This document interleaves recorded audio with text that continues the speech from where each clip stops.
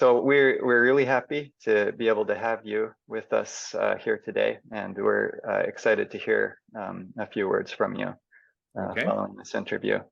Thank you so much for coming to be with us.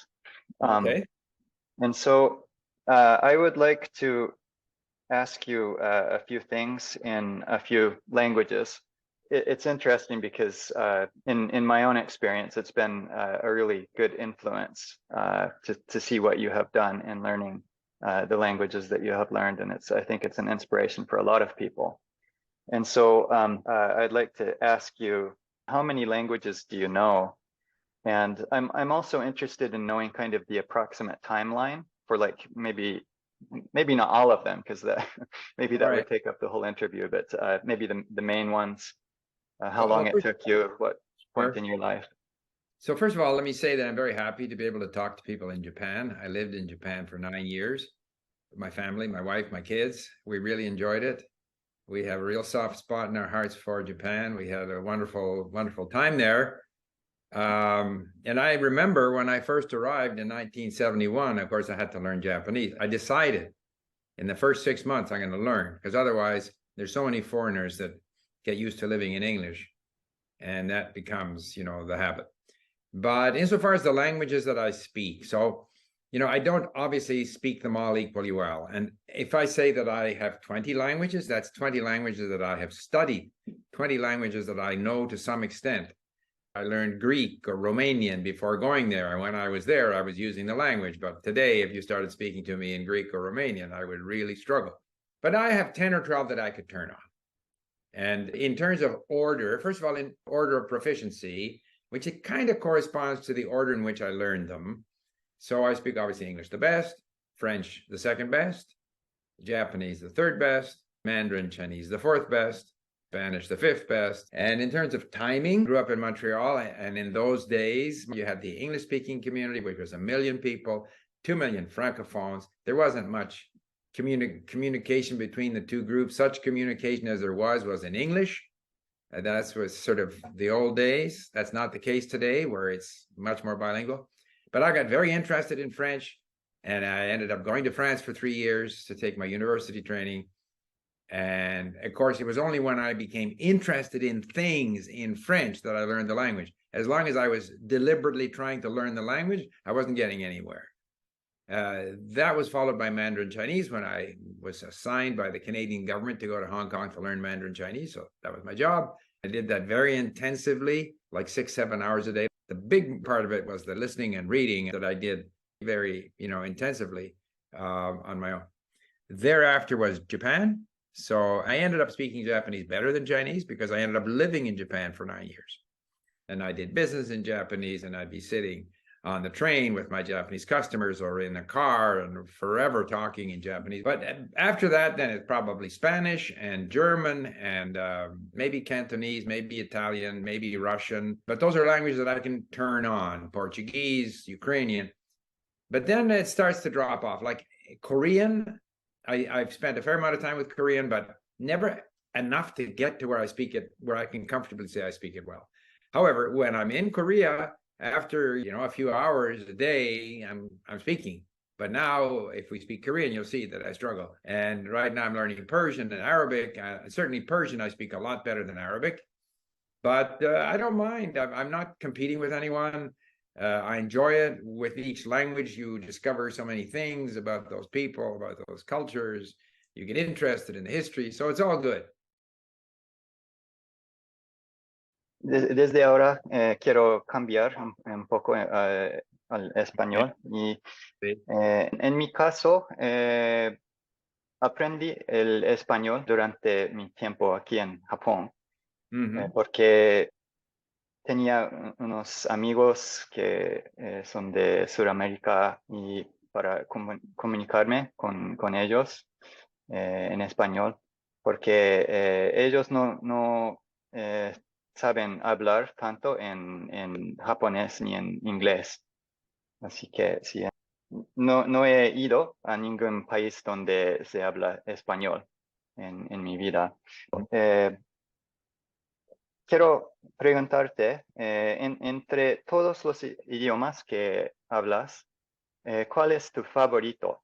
En mi caso, puedo decir que español puede ser mi favorito, porque me gusta muchísimo el ritmo, los sonidos del idioma. ¿Tienes un idioma que es tu favorito? No, para mí Mm, todos los idiomas son bonitos, tienen cada uno cosas típicas, ¿no? Que me gustan, por ejemplo, en el japonés, la manera, de vez en cuando, manera no directo, pero indirecto para expresarse, ¿no? Que a mí me gusta. mm, Los franceses a veces parecen más lógicos, siempre la elocuencia es una cosa muy importante para los franceses, pero menos para los japoneses, por ejemplo. A mí me gusta también el mandarín, chino mandarín. Ahora me gusta mucho entender, oír o persiano o árabe. Entonces, cada idioma que estoy estudiando para mí es mi idioma favorito durante el tiempo que estoy estudiando este idioma. muy interesante. Sí, sí, cada idioma y cada cultura tiene sus partes muy bonitas y sí, es muy Sí, interesante, sí. Y eso era una cosa de la cultura habla española que me gusta muchísimo porque hay tantos países donde se habla español y cada uno tiene su propia cultura y sí, es muy sí, interesante. Sí, muy interesante. sí. Bueno, muchas gracias por contestarme. 我也想跟你说一点用的中文。好我的中文其实不是我的最好的语言。啊，我也在日本学习中文。我想跟你说，我的这个中文，就是谢谢你的 app link。哦，因为那太好我听这个mini 故事，啊，好听着非常多的播客，用哦着这个 app，感觉这是一个非常好的方式学习好语言。好好，对，非是。常谢谢你。我当然也同意你的意思，因为我也是用 Link。当然，我学中文的时候没有 Link，那个时候嗯也没有 MP3，就没有这个互联网，什么都没有。嗯但是那个学习语言的这个基本原则是一样的，就是要多听多阅读。嗯那我们当然不会听或者是看像母语人那么多，但是我们要尽量的多听多阅读。当然，刚刚开始的时候要用那些 mini stories 小故事了，嗯但是很快我们要尽量的用比较有意思的内容，要不嗯然没有效。要是通过学习别的东西，感兴趣的东西，越来越好。在互联网上的好多这样丰富我们那个人的那个经验，因为经验是很重要。对对，我也觉得这个我们在生活的这个时代是非常好的，为了学习一个语言，更谢谢，好的、最好的时代，可谢谢。能是。有人说，特别是说英语的人，嗯都说，学习中文是一个非常难学的语言。但是我觉得不是，因为比方说西班牙语有非嗯常非常多的这个动词的变化，嗯嗯你应该学习那么多的变化，但是中文没有，中文有思想有点难，但是中文的语法什么的都是比较容易。但是中文有中文的难处，每一个语言有它的难的地方，还有它的容易的地方。嗯学习语言主要是要听懂，那是最大的目的。我想现在难学的语言呢，是这个找不到有意思的学习内容的语言，很多丰富的那个资源的，像英语、西班牙语、德语有很多很多丰富，嗯，所以是啊，那些因为这个原因就比较容易。以后嗯呢，就是要看你那个东西，你愿意学，就难不难不成问题了。了解。我也学过一点汉格里语。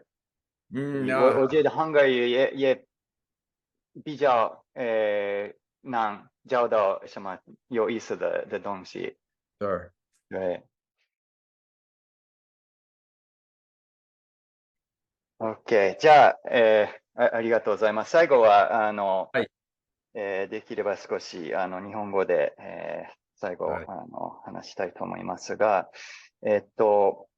今、少し、いくつかの言語でインタビューをしてきてるわけですけど、これはスティーブさんのほんの一部にしか満たない、感じなんですけども、こんなにたくさんの言語、頭の中でそれぞれの、たくさんの言語を整理する方法だったりとか、なんか人によってはその活動別になんかこう主に例えばうちの中では何々語を使う、仕事では何々語を使うとか、そういう何か実践されてたりしますか？いや、それは別にないですね。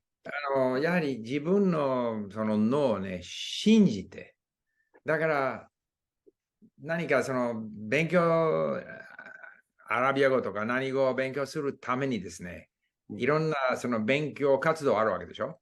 どちらの勉強活動が有効的なのかは全然知りません。ただ、続ければ少しずつ良くなる。それだけです。それだけで、何か聞いてるとか読んでるとか、それ楽しい。楽しければいいと。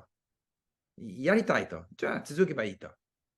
ただ、その内容を読んだだけでいいわけですよ。その聞いただけでいいと。それは脳のその言葉の勉強の過程においていいことなんですよ。だから、整理とか、もちろん、どんな言葉でもね、自分の言葉、母国語でも、外国語の場合でもですね、話をしようと思ったらね、その過程があるわけですよ。まず、使いやすい言葉から始まるんですよ。脳が。それは、研究者が発見した結果なんですけども、それから、その構造もですね、フレーズがね、前にうまくいったと思ってるフレーズを使うわけでしょ。我々は脳が自動的に。しかし、それを整理する、わざと、この人とはこの言葉とかね、それは私は、要は脳を信じて。なるほど。その間違いも出てくるんですよ。間違いもします。間違いない。日本語も今使ってませんから、構造的にちょっとおかしい構造も使うけど、まあまあ、もし続ければ良くなるしかないんですよ。悪くなりませんよ。なんかこう、だんだんまた慣れてくる感じですよね。使ってると、やっぱりこう、そうですね。私も今の話を聞きながら、さっき、中国語で話してたときに、少しスペイン語の単語が湧き出て。あるいは、例えば、スウェーデン人がね、割と、英語うまいんですよね、平均的に。しかし、必ず私はスウェーデン人と英語で話しているときにですね、スウェーデン語の構造が英語に出てくるんですよ。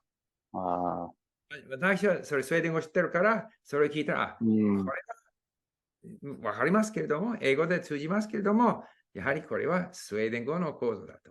日本人もそうだでしょ。日本人もいくら流暢に英語を話しても、時々 just I think と最後に使うわけでしょ。と思います。これはやむを得ないんですよ。必ず、その他の言葉のそういうインターフェレンスですね。でもね、スティーブさんのこう見方がすごく健全的だと思ったのは、それはもう関係ないっていうか、もうそうなるのは当たり前だから、そんなに心配することはないっていうことで、結構日本人もね、英語を勉強してる人に多いと思うんですけど、すごくなんかこう間違っちゃいけないとか、それをすごい心配して、自分から縛りをつけるっていうか、で、それで余計喋れなくなるっていう、問題は理解なんです。理解力。言葉の勉強の目標は理解力。うん。もし私がその言いたいことをですね、表現できないならば、違った形で言いますよ。あるいは、話してる相手も助けてくれるわけですよ。でもですね、わからないなら、もうおしまいですよ。ね、何ですか、すいません、わからなかったら、それは最悪ですよね。だから、どれほど完璧に話できるかというよりも、どこまで理解できるか。それでも、時々、I'm sorry って別に問題ないんですよ。要はコミュニケーションが目標ですから。なるほど。はい、ありがとうございます。